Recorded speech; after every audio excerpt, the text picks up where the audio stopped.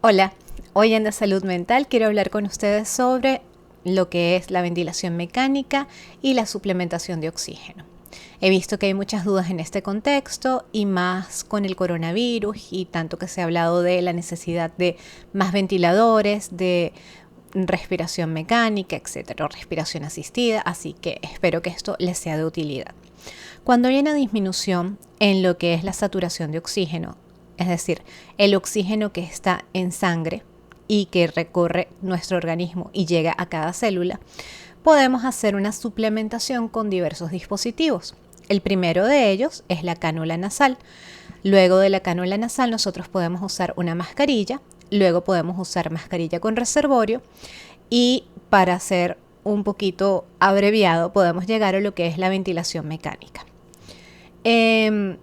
Cada dispositivo, en la medida en que lo vamos nombrando, cánula nasal, mascarilla, mascarilla con reservorio e incluso vamos a decir ventilación mecánica, cada uno va a tener una capacidad diferente para suplementar el oxígeno.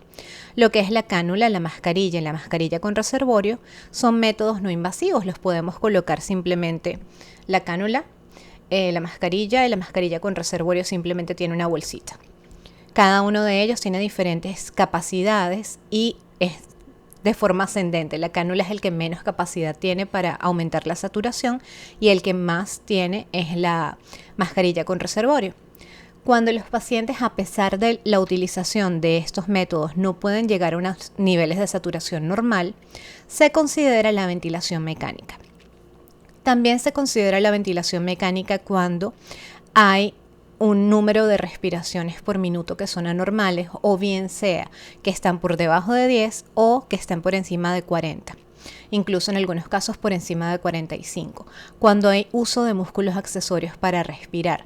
¿Qué son músculos accesorios? Son músculos que normalmente no utilizamos para respirar. Podrían ser músculos del cuello cuando vemos a una persona haciendo esfuerzo respiratorio, como que se observa que todos los músculos se están utilizando, músculos intercostales, etc. Cuando hay desequilibrios en el pH de la sangre, es decir, el equilibrio entre ácidos y bases dentro del organismo no está bien, y en casos en que el nivel de dióxido de carbono esté aumentando. Es decir, con la ventilación mecánica nosotros vamos a hacer que la persona reciba el oxígeno que necesita, pueda deshacerse del dióxido de carbono que está acumulándose. Mejoramos el pH de la sangre, el nivel de acidez que tiene la sangre. Podemos colocar en descanso o en reposo los músculos respiratorios accesorios antes de que la persona llegue a la fatiga y no haya forma de recuperar ese movimiento respiratorio. Y mientras que colocamos a esta persona en ventilación mecánica, podemos dar tiempo para que el organismo combata una infección o el tratamiento que estemos utilizando de frutos, ¿ok? ¿Qué es lo que está sucediendo con el coronavirus? El coronavirus tiene predilección por el tejido pulmonar y hace que la persona pueda llegar a una insuficiencia respiratoria, requiriendo en muchos casos lo que es la ventilación mecánica. ¿Qué implica entonces? Estamos hablando de que ninguno de estos dispositivos se puede usar, lo que era la cánula, la máscara simple, la mascarilla con reservorio, sino que tenemos que irnos a un ventilador mecánico. Este ventilador mecánico amerita que la persona sea intubada, o bien sea una intubación endotraqueal, puede ser una intubación traqueal. Esto lo determinan según el caso, la gravedad y la circunstancia en que se dé. Para colocarle un tubo endotraqueal a una persona, o sea, un tubo que va a ir dentro de la tráquea de la persona debe estar bajo sedación. Una cosa muy importante, si la persona tiene una disminución del estado de conciencia, un daño neurológico y puede haber afectación del centro respiratorio, también eso es un criterio para intubar a la persona. Igualmente, en procedimientos quirúrgicos mayores, bajo anestesia general, se intuba al paciente. En fin, hay diferentes circunstancias, es más o menos para que ustedes entiendan.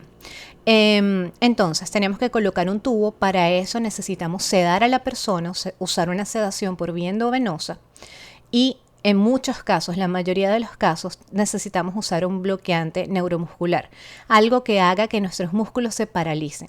Eso va a facilitar que la persona sea intubada y luego a facilitar que la persona pueda mantener armonía con lo que va a estar haciendo ese ventilador.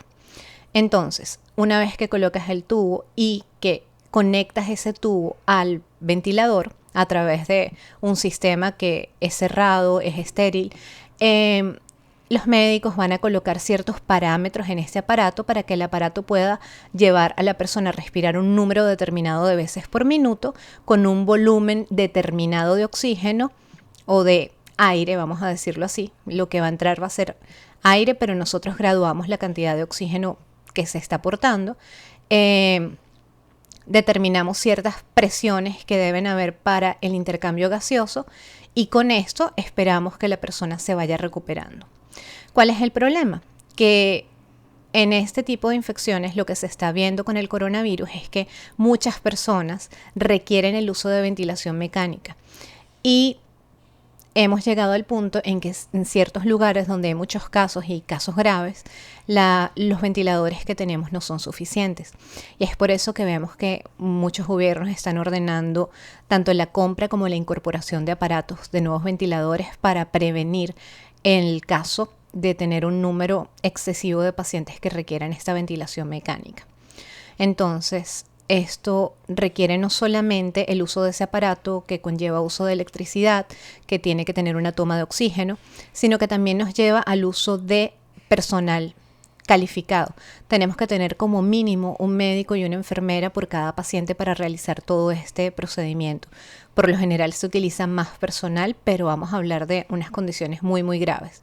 Entonces, cada médico y cada enfermera van a utilizar equipo descartable, por eso también la insistencia en que debemos tener suficientes equipos descartables para cada uno de ellos, porque esto va a ser para protección del paciente y para protección del equipo de salud. Cuando les hablo de material descartable, hablo de guantes, que deben ser guantes estériles, gorros para la cabeza, tapabocas, estamos hablando de una bata especial y cubrebotas.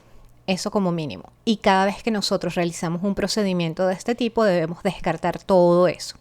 Imagínense realizar este procedimiento varias veces al día y cuántos recursos invertimos, no solamente en tiempo, no solamente en personal, sino en gastos, en electricidad, en oxígeno, en muchos otros recursos. Así que de pronto con esto entienden un poco mejor cuál es la crisis alrededor de lo que es la ventilación mecánica, el número de ventiladores o respiradores mecánicos y por qué se ha hecho tanta alarma en este momento acerca de eso.